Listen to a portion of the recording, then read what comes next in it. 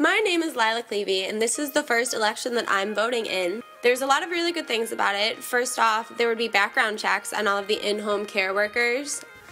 Second, there would be more adequate training and requirements for who could become an in-home care worker.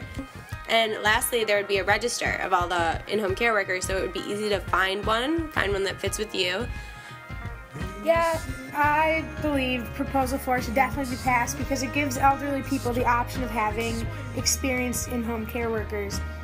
To me personally, I mean, when hiring in-home care, it's essential that they have been referred from a quality company so they're more, reliable. I know this because my family wanted to get the best care for my grandparents.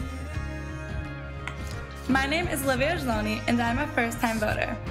I have never heard of the Proposal 4 before now, but after reading about it, I've decided that I am definitely not in favor of it. I don't believe that home care workers should have collective bargaining rights when they are not even employed by the state. I also don't think that government subsidies should be given to their private employment. I would like to know who is going to be paying for this, because if it's coming out of our taxes, then I 100% don't want this proposal to be passed. I'm Lois Walworth, and I'm an in-home care provider and have been for, it's probably going on 30 years. Well, I wasn't familiar until just recently, and I was looking up on the computer, and I found more information on what it's all about, besides the advertisement on the TV. Have you heard of the Michigan Quality Home Care Council? Nope. Not until I read some of the information yesterday.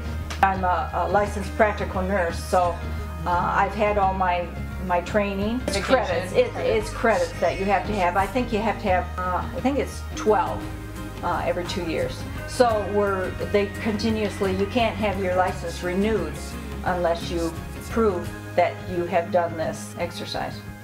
Every different job that I've had, home care jobs, they all require that you get a background check and check your urine for drugs.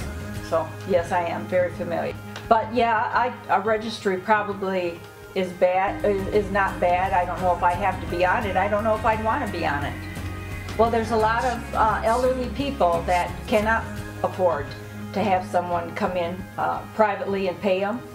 And there's a lot of patients in home, clients that don't take their meds right and this and that.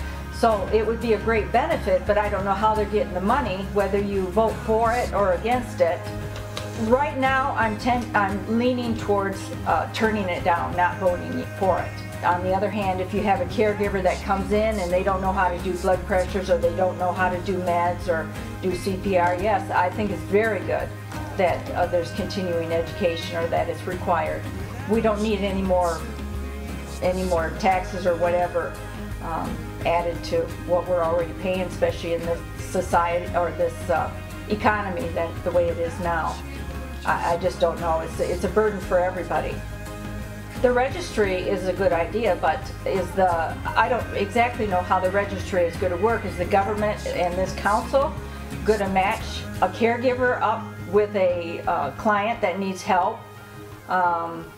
And in some cases that's good, but in other cases, if a family wants to get their own caregiver and they are a good working relationship, I think that's fine too. Well, I just wish there was more information out there that's clear, especially for the elderly.